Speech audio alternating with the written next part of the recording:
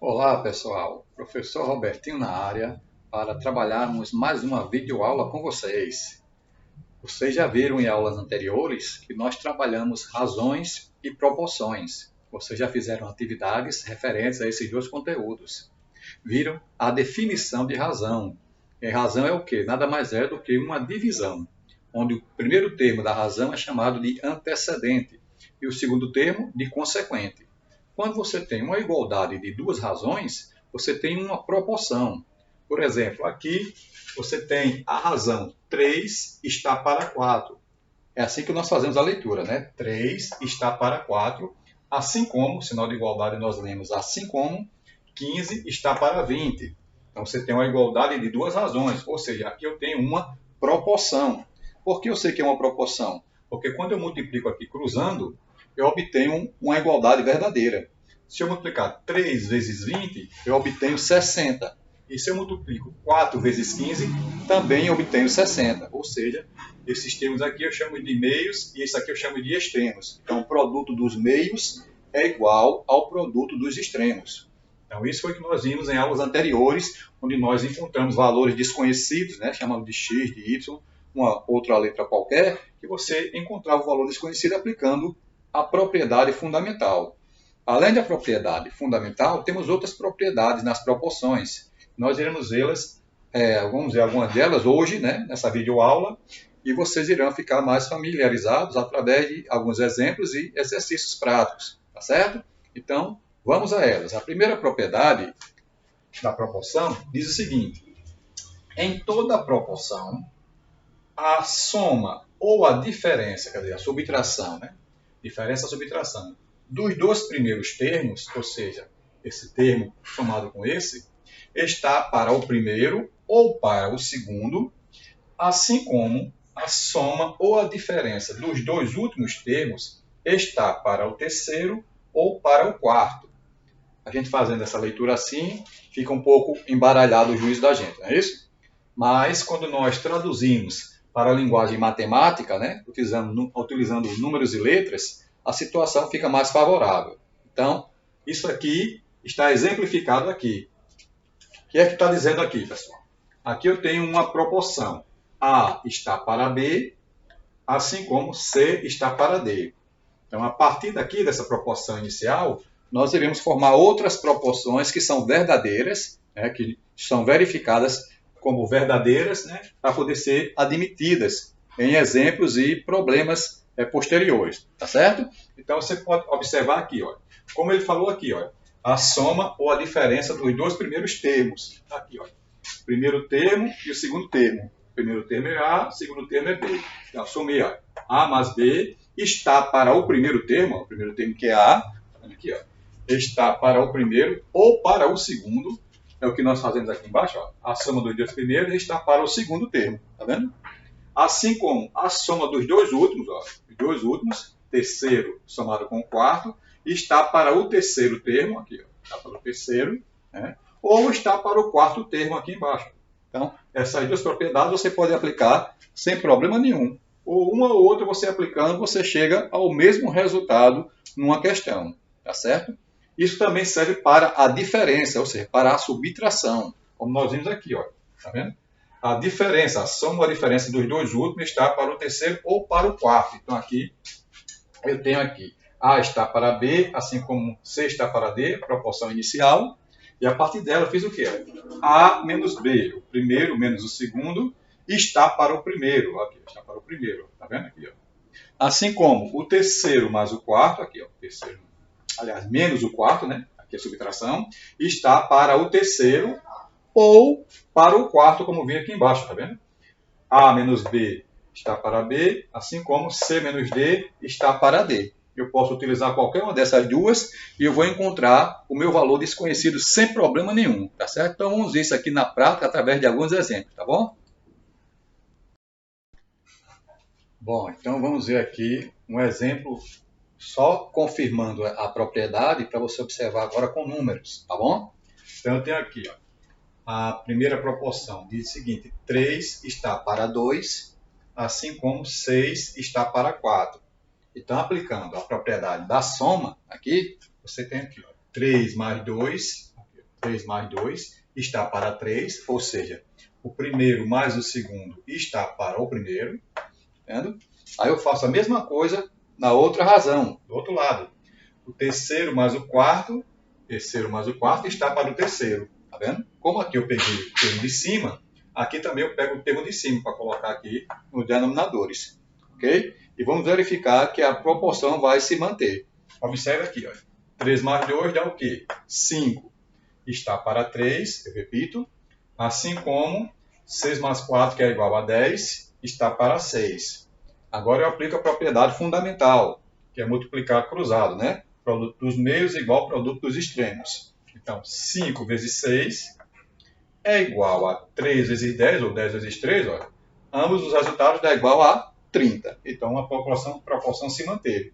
Certo? O produto dos meios é igual ao produto dos extremos. Deu o mesmo resultado. Isso também pode ser verificado com a subtração, que nós fizemos aqui embaixo. Peguei a mesma proporção, 3 está para 2, assim como 6 está para 4, e fiz agora a subtração. Só que agora eu fiz com o segundo termo de cada razão, tá certo? Para você verificar que também dá certo. Então, eu peguei aqui, ó, o primeiro menos o segundo, está para o segundo, está para o de baixo. Assim como o terceiro menos o quarto, está para o de baixo, que é o quarto termo, tá vendo? Ou seja, eu peguei o de baixo aqui e peguei o de baixo aqui, ó, tá vendo? Se eu pego o de baixo aqui e aqui eu pego o de cima, não vai dar certo. Então, tem que manter o que você fizer do lado esquerdo, tem que fazer do lado direito da igualdade. Beleza? Tranquilo? Então, agora é só fazer aqui a subtração. 3 menos 2 igual a 1, repete o denominador 2. Né? Assim como 6 menos 4, que é igual a 2, repete o denominador 4. Fazendo isso, é só multiplicar cruzado e você observa que vai dar o mesmo resultado. 2 vezes 2 é igual a 1 vezes 4. Ambos os resultados dão iguais a 4.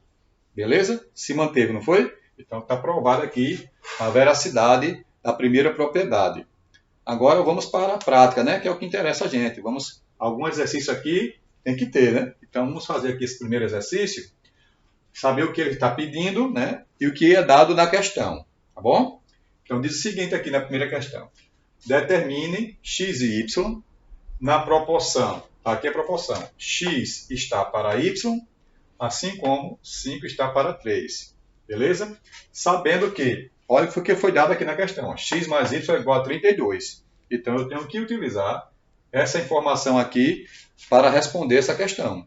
Beleza? Como ele falou aqui da soma, então eu já tenho a ideia de que eu vou utilizar a propriedade da soma, a propriedade da adição. Tranquilo? É justamente essa daqui, olha. Primeiro mais o segundo está para o primeiro, ou para o segundo, se você quiser, né? Assim como o terceiro mais o quarto está para o terceiro, ou para o quarto, se você quiser. Se você colocar aqui o segundo, você coloca aqui o quarto. Se você colocar o primeiro, você coloca aqui também o primeiro da fração, que é o terceiro termo. Beleza?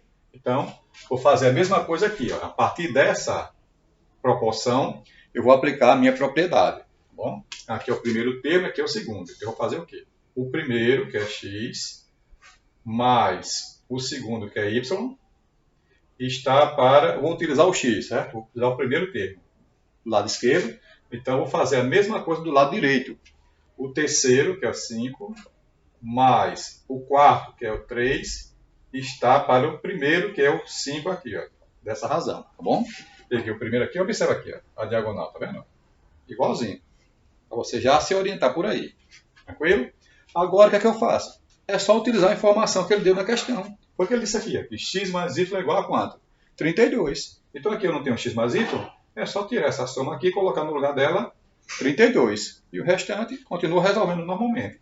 Vai ficar o quê? 32 está para x, assim como 5 mais 3, que dá 8, está para 5. Fazendo aqui de lado, a continuação, aí eu multiplico agora em cruz, né? Fazendo cruz credo aqui, como nós dizemos, né? 8 vezes x, 8 vezes x, produto do meio, é igual a 32 vezes 5 ou 5 vezes 32. É a mesma coisa, né? Produto. A ordem dos fatores não altera o produto. É isso na multiplicação. Então, 8 vezes x dá o quê? 8x. 5 vezes 32 dá 160. Então, quer dizer que x é igual, passa para lá o 8 dividindo, 160 dividido por 8. Se fosse 16 dividido por 8, daria 2, né? Então, coloco o zero, fica 20. X é igual a 20. Eu já tenho o valor de x. Eu poderia aplicar a mesma propriedade para descobrir o y. Mas eu posso fazer o quê? É só observar aqui. Ó. Se eu sei que a soma de x mais y é igual a 32, então eu posso colocar no lugar de x, colocar o quê? O valor que eu acabei de encontrar, que é o 20. Então ficaria o quê? 20 mais y igual a 32. Aí é só passar o 20 para o outro lado, né? Aplicando a operação inversa. Y é igual a 32, como aqui ele está somando, né? Passa para lá subtraindo. 32 menos 20, ou seja, y é igual a 12. Você descobriu o valor de x e o valor de y aí tranquilamente aplicando a propriedade 1, a primeira propriedade. Então vamos ver agora a segunda propriedade, tá bom? Bom, estamos aqui com a segunda propriedade das proporções, que diz o seguinte: em toda proporção, a soma ou a diferença dos antecedentes está para a soma ou diferença dos consequentes, assim como cada antecedente está para o seu respectivo consequente. O que quer dizer isso, em outras palavras? Vamos ver aqui, a partir da proporção inicial, que nós temos A está para B, assim como C está para D. Então, os antecedentes são os termos que estão em cima, são os numeradores, né, das respectivas frações. Então, a soma dos antecedentes, né, para ter A mais C, está para a soma dos consequentes. Quem são os consequentes? B e D, são os termos de baixo, são os consequentes. Certo? Então, está para B mais D, assim como cada antecedente está para o seu consequente, ou seja, A está para B e aqui C está para D. Você pode utilizar qualquer uma dessas duas, dependendo do valor que você queira encontrar na proporção, tá certo? Você às vezes quer encontrar um valor que esteja aqui na segunda razão, então você pode utilizar essa daqui. Ou você quer encontrar um valor que esteja na primeira razão, então você utiliza aqui essa de cima, tá certo? Então, olha, somou em cima, somou embaixo, e do outro lado você coloca ou a primeira ou a segunda razão. Tranquilo? Você pode fazer isso com adição e também com a subtração, como nós estamos vendo aqui. Ó. A está para B, assim como C está para D, mesma razão, mesma proporção, aliás. E aqui você fez com a subtração. Aqui, ó. Subtrair os consequentes, né? Os antecedentes, A menos C, e subtrair os consequentes, B menos D. E do outro lado, repetir a primeira razão, e embaixo, repetir a segunda razão. Tá certo? Então, essa aqui é a segunda propriedade que você vai utilizar, desde que ele ofereça a soma dos termos de cima ou a diferença dos termos de cima, dos antecedentes, tá certo? Ou dos consequentes. Ele pode oferecer na questão a soma dos consequentes ou a diferença dos consequentes. Aí você aplica a segunda propriedade. Vamos ver isso aqui na prática, não é isso? Que é melhor para a gente, né? Pronto, aqui nós temos nosso segundo exercício, onde eu coloquei de propósito uma situação que envolve três razões, tá certo? Para você verificar que essa segunda propriedade pode ser utilizada com 2 razões, 3 razões, 4 razões, não tem problema, você aplica da mesma forma, tá certo? Soma os antecedentes e soma os consequentes.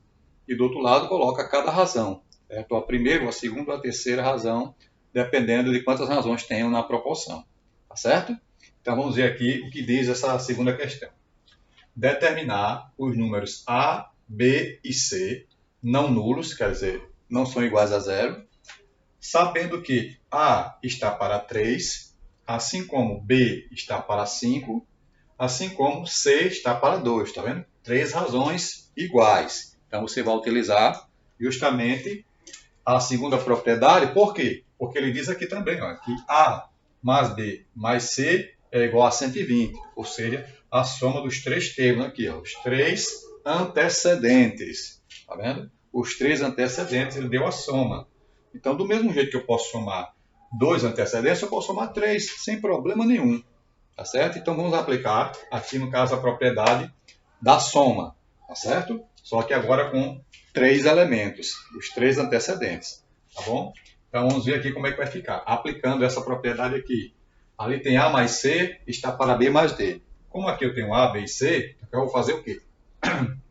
A soma dos três antecedentes. A mais B mais C está para a soma dos três consequentes. No caso aqui, 3 mais 5 mais 2.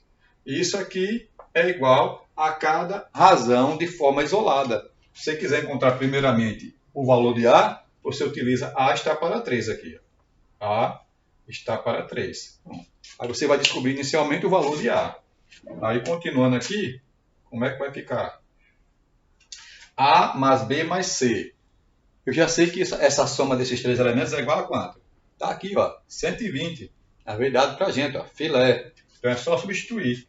Tira A mais B mais C e coloca 120. Está para a soma desses três meninos aqui, ó. 3 mais 5, 8. 8 mais 2, 10. Então, 120 está para 10. Assim como, é só repetir o lado de cá. A está para 3. Toda razão, se você puder simplificar, já facilita a sua vida, beleza? Sempre que tiver zero em cima e zero embaixo, a gente sabe que a gente pode cancelar, não é isso? Então aqui, ó, esse zero aqui do 120 eu corto com esse zero aqui do 10. Filé, ficou somente o quê? 12 sobre 1. Então, vou colocar aqui, ó, ficamos com 12 está para 1, assim como A está para 3. Setinha aqui, aí é só fazer o quê? Multiplica aqui, cruzando, A vezes 1 é igual a A. Igual a 12 vezes 3, 36. Então, eu já descobri o valor de A aplicando a segunda propriedade. Agora vamos descobrir os valores de B e C. Vou apagar esse lado de cá para nós darmos continuidade aqui, tá bom?